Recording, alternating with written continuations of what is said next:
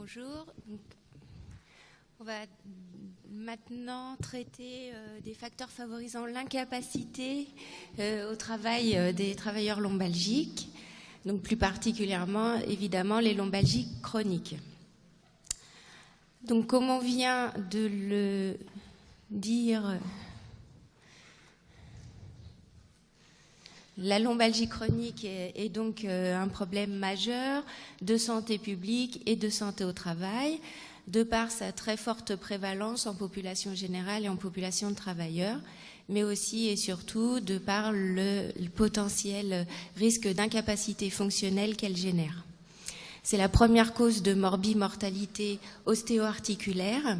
puisque 85% des travailleurs feront au moins une fois l'expérience d'un épisode douloureux lombaire suffisamment sévère pour altérer les capacités de travail, avec un recours aux arrêts de travail fréquents et un fort potentiel à la récidive. C'est toute la problématique de la lombalgie. Elle est ainsi devenue la première cause d'inaptitude au travail avant 45 ans, avec un taux d'arrêt de travail qui varie entre 12 et 15% selon les professions, et un risque de passage à la chronicité et à l'incapacité prolongée au travail d'environ 10% des cas. Donc concernant la lombalgie et travail, on l'a dit tout à l'heure, la lombalgie est la première cause d'arrêt de travail suite à un accident de travail et représente environ 1/5 des accidents de travail. Et elle est également la première cause des accidents de travail avec incapacité permanente partielle. La lombalgie arrive également au 3e rang des maladies professionnelles,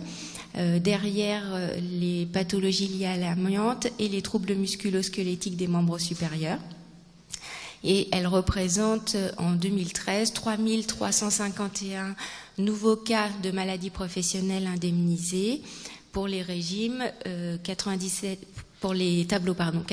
et 98 du régime général et 57 et 57 bis du régime agricole. Le coût est colossal pour la société, 160 millions d'euros liés à l'indemnisation de ces maladies professionnelles et des durées de travail, comme on le disait, qui ne font que croître, 35 jours en moyenne pour les accidents de travail et plutôt 55 jours en moyenne aujourd'hui, et une moyenne d'arrêt de travail de 340 jours pour la maladie professionnelle. L'ensemble des problèmes liés à la lombalgie et à l'incapacité au travail qu'elle génère est responsable d'environ 32 millions de journées de travail perdues par an, dont un tiers est supporté par la branche AT-MP et 2 tiers par la maladie ordinaire. Donc, la problématique de la lombalgie chronique et de l'incapacité au travail s'inscrivent dans l'évolution du monde du travail. Le fait de l'intensification du travail, de la perte d'autonomie, de l'insatisfaction au travail sont des facteurs de risque de survenue de la lombalgie, mais aussi des facteurs de risque de chronicité et d'incapacité fonctionnelle au travail liés à la lombalgie. Et la problématique de la lombalgie et du travail ne pourra que croître dans les années à venir du fait des effets conjugués du vieillissement de la population active, de l'allongement des carrières et de l'intensification du travail. Donc cette problématique à l'échelle globale et de la population est un enjeu majeur bien sûr, mais la lombalgie est surtout la cause d'une fragilisation importante du travailleur, avec la souffrance au quotidien qu'elle occasionne, l'absentéisme important, les pertes de revenus, les pertes de chances de promotion professionnelle, le risque de chômage et éventuellement le risque d'exclusion professionnelle. Donc la problématique de l'incapacité liée au travail, comme vous l'aurez compris, est majeure pour le symptôme de la lombalgie. Et on sait que plus l'incapacité s'installe et se prolonge, et plus le risque qu'un travailleur ne reprenne jamais le travail augmente. Pourquoi ? Parce qu'à l'échelle individuelle, l'incapacité prolongée va instaurer un certain nombre de facteurs qui vont faire obstacle au retour au travail, avec notamment le manque de motivation, mais surtout la perte du sentiment d'efficacité personnelle, c'est-à-dire la perte de sentiment de capacité du travailleur à reprendre son travail habituel. Et c'est majeur pour le travailleur en arrêt qui va être confronté à la prochaine reprise du travail. À l'échelle de l'entreprise, eh bien, les choses s'arrangent aussi en l'absence du travailleur. Il y a initialement un retard pris dans le travail, mais rapidement la prise en charge du travail par les collègues, éventuellement l'embauche de travailleurs intérimaires ou d'heures supplémentaires pour remplacer le travailleur. Donc l'ensemble des problèmes de chronicité, d'incapacité prolongée, voire de désinsertion professionnelle s'inscrivent donc, comme on vient de le dire, dans un contexte bio-psycho-social et professionnel de la lombalgie. Et ces facteurs sont multiples, aussi bien cliniques, sociodémographiques, psychologiques, culturels, professionnels, liés à la prise en charge médicale également, on vient de le dire, le parcours de soins est également important, lié à la prise en charge médico-administrative. Et donc, lombalgie ne veut pas dire douleur chronique, et douleur chronique ne veut pas dire incapacité.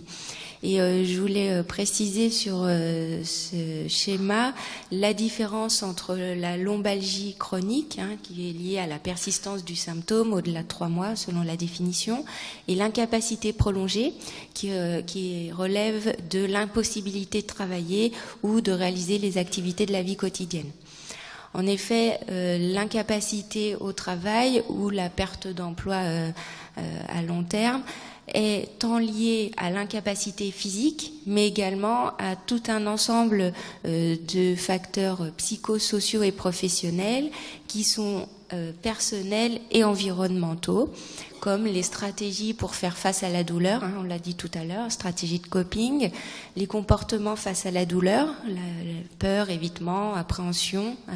du geste et des activités, et la détresse psychologique, anxiété, dépression, liée à la douleur. L'ensemble de ces éléments va favoriser l'incapacité prolongée et l'incapacité au travail, voire la perte de l'emploi. Et donc l'incapacité professionnelle prolongée ou le retard au retour au travail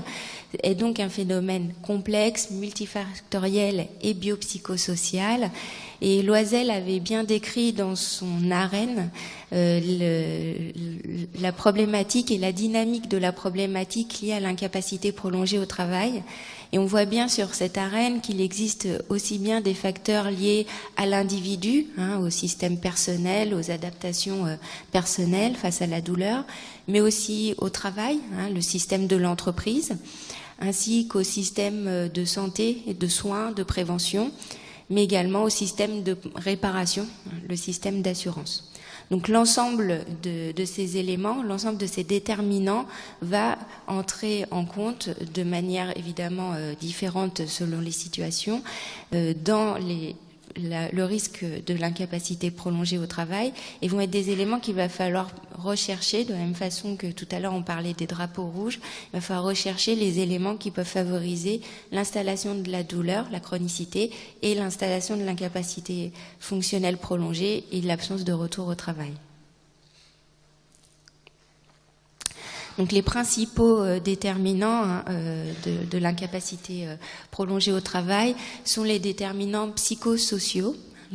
psychosociaux liés à l'individu lui-même, mais aussi les facteurs environnementaux. Parce que ces déterminants influencent de manière particulièrement importante le travailleur sur le plan psychologique et sur le plan social. avec la naissance et l'installation de croyances, d'attitudes inadaptées, de comportements vis-à-vis de la douleur, notamment de croyances inadaptées par rapport à la reprise du travail, la peur de la rechute, le faible espoir en la guérison, mais aussi des réactions affectives de stress, anxiété, dépression vis-à-vis de la douleur, vis-à-vis de l'activité et donc vis-à-vis de la reprise du travail, et vis-à-vis du soutien social perçu. Donc l'ensemble de ces facteurs psychosociaux, individuels et socio-professionnels vont jouer un rôle potentiellement facilitant ou faire obstacle au retour au travail. Il est très important de les évaluer, les rechercher, voire déconstruire les fausses croyances qui ont pu être mises en place chez le travailleur. Donc concernant les déterminants professionnels, à l'échelle individuelle, la lombalgie est tout à fait variable en termes d'incapacité qui en découle pour l'activité professionnelle, puisque selon la situation de travail et selon la nature du poste, la lombalgie va être particulièrement invalidante et va obliger à l'arrêt de travail dans certains cas, et va avoir peu ou pas d'impact sur l'activité professionnelle dans d'autres cas. Donc la problématique de la rencontre de l'activité professionnelle en cas de lombalgie chronique est particulièrement singulière en fonction de la situation de travail du patient travailleur. Il existe d'ailleurs un effet travailleur sain, les travailleurs qui sont en difficulté avec les contraintes imposées par le travail et donc les atteintes potentielles à la santé quittent le travail ou sont exclus du travail pour faire une sorte de sélection. Donc on voit bien que la problématique va être singulière, puisque les gens qui auront quitté le travail seront dans des situations professionnelles qui les atteignent moins, et les gens qui seront restés seront les gens qui sont capables de faire avec dans la situation de travail. Concernant la gestion de l'incapacité au travail du fait de la douleur, elle est évidemment également liée aux aménagements que pourra mettre en place le travailleur, à l'entraide des collègues sur le lieu de travail. Mais vous savez comme moi que ces paramètres sont très variables en fonction des situations et que l'entraide aux travailleurs blessés est particulièrement fluctuante d'une situation à l'autre et dans le temps. À l'échelle de la population, le système de reconnaissance et de compensation de l'incapacité, on l'a vu, c'est aussi un élément déterminant dans la reine de Loisel, permet ou facilite le retour ou le maintien au travail des travailleurs en incapacité, mais peut également, et il faut être vigilant, conduire à des conflits médico-légaux qui au contraire peuvent retarder le retour au travail et favoriser l'incapacité prolongée. Donc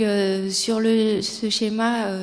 on voit une synthèse des principaux facteurs de risque d'incapacité prolongée liés au travail. Il en existe 4 grandes familles. Donc on relève les exigences physiques liées au poste de travail, bien entendu,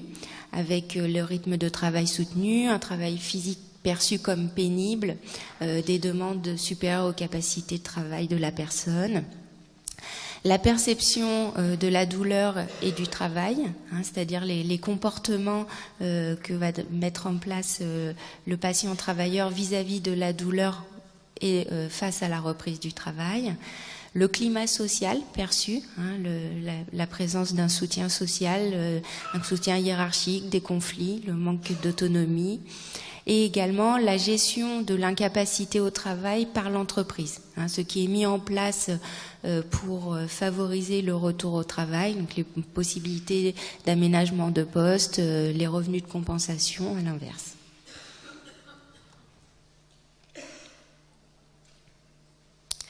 Donc pour évaluer ces facteurs de risque sociaux et professionnels, il existe un système de drapeaux. Donc on a déjà vu tout à l'heure les drapeaux rouges qui ont été les premiers du système des drapeaux, le système des flags, et qui permettent d'écarter une cause secondaire à la lombalgie. choses urgentes, nécessité d'une intervention chirurgicale urgence, pathologie grave ou sévère qui se cache derrière la lombalgie. Ensuite, au fil de l'évolution, d'autres drapeaux ont été décrits, notamment pour évaluer les facteurs de risque pronostic, de passage à la chronicité, d'incapacité prolongée et de retard à la reprise du travail. Donc on a des facteurs qui sont multidimensionnels, qui permettent une évaluation vraiment globale de la situation, avec des drapeaux plus spécifiques de la recherche de facteurs psychosociaux susceptibles de favoriser le passage à la chronicité, comme on l'a décrit tout à l'heure, et des drapeaux bleus et noirs plus spécifiques de la recherche des facteurs socio-professionnels qui sont susceptibles de favoriser l'incapacité prolongée et le retard au retour au travail. Donc ici, une synthèse de l'ensemble des drapeaux, rouge, jaune, bleu et noir, avec donc les drapeaux rouges qui sont plutôt biomédicaux, les drapeaux jaunes qui sont des facteurs psychologiques et comportementaux, les drapeaux bleus liés aux facteurs sociaux et économiques, et les drapeaux noirs socio-professionnels liés aux facteurs de la situation de travail. Donc les drapeaux bleus, je les ai listés, mais on les retrouve facilement. Pour synthétiser, c'est les facteurs qui reflètent la représentation perçue du travail et de l'environnement de travail par le travailleur. Donc en termes de charge physique, de demande au travail, de possibilité d'action sur son poste de travail, de pression, de satisfaction au travail, de stress au travail. Et donc l'ensemble de ces facteurs sont aussi communs avec les éléments de l'auto-questionnaire de Karasek et donc peuvent être facilement évalués, ainsi que ceux de l'échelle de Borg pour les facteurs liés à la charge de travail. Les drapeaux noirs sont plutôt des facteurs socio-économiques liés à la gestion de l'incapacité par l'entreprise et par la société, avec donc le reflet de la politique de l'entreprise, du système de soins et d'assurance pour la gestion de l'incapacité prolongée. Donc, il reflète la politique de l'employeur, notamment par rapport à la réintégration des travailleurs handicapés, l'insécurité financière, les critères du système de compensation financière, les éventuels incitatifs financiers, le contact avec le monde du travail et la durée prolongée de l'arrêt de travail.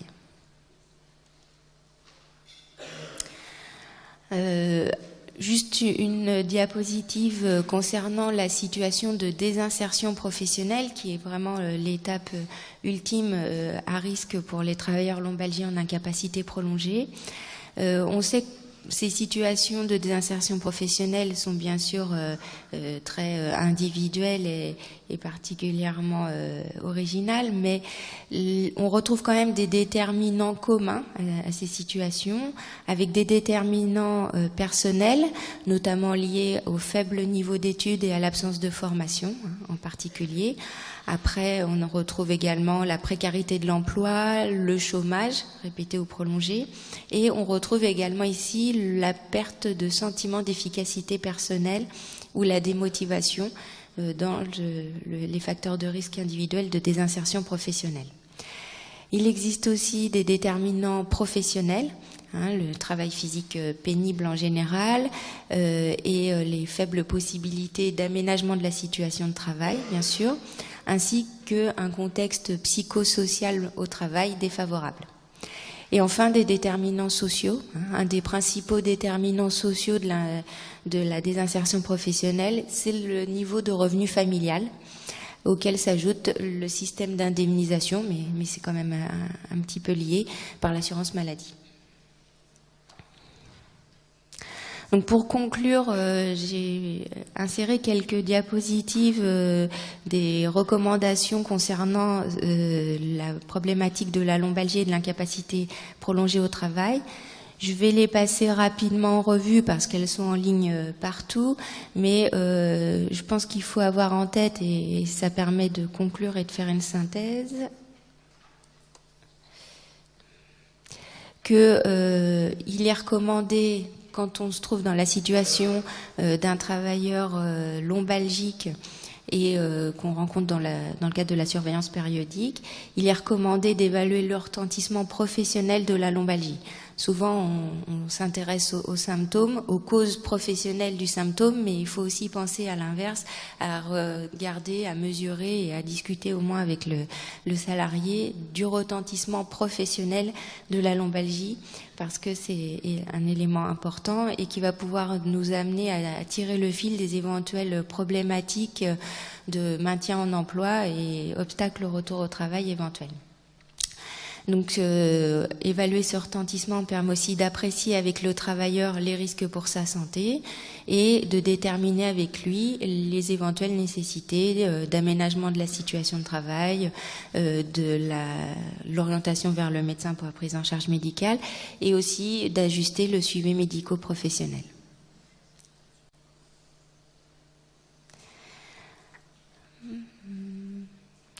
Donc, il est également recommandé d'évaluer les facteurs pronostiques, les drapeaux jaunes et les drapeaux bleus et noirs qu'on vient de citer, les facteurs donc psychologiques et comportementaux qui sont les drapeaux jaunes et les facteurs socio-économiques et professionnels qui sont les drapeaux bleus et noirs.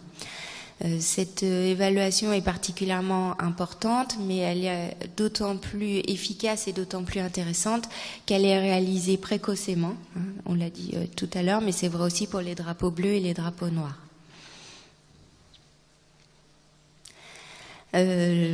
Concernant la situation de la visite de pré-reprise pour des travailleurs lombalgiques en arrêt de travail prolongé ou répété, il est important, bien sûr, d'informer sur la possibilité de la visite de pré-reprise et également informer sur la nécessité de la planification précoce de la visite de pré-reprise par rapport à la date prévue de la reprise du travail et aussi évoquer le fait que une ou plusieurs visites de pré-reprise peuvent être nécessaires pour envisager les différentes problématiques qui font obstacle au retour au travail. Pendant cette visite de pré-reprise, il va être recommandé d'évaluer la situation médico-administrative et socio-professionnelle afin de balayer l'ensemble des facteurs bio-psychosociaux, mais aussi professionnels et économiques liés à la situation d'arrêt de travail prolongé, mais aussi la douleur, l'incapacité fonctionnelle et leur retentissement. Et on va rechercher plus particulièrement les facteurs d'incapacité liés à la situation de travail, les 4 familles de facteurs qu'on a vus tout à l'heure sur le schéma, avec les facteurs liés à la demande physique au travail, à la qualité des relations de travail et le climat social, aux représentations de la douleur et au comportement face à la douleur, et à la politique collective de l'incapacité de travail. Il est recommandé de rechercher un éventuel facteur déclenchant et aggravant, bien sûr, et de récupérer les données actualisées de la situation de travail réelle, bien entendu. Et l'ensemble des éléments recueillis auprès du salarié et auprès de la situation de travail doit permettre d'estimer la capacité du travailleur à reprendre le travail et sinon les conditions nécessaires à la reprise du travail en fonction du retentissement de la lombalgie sur les capacités de travail.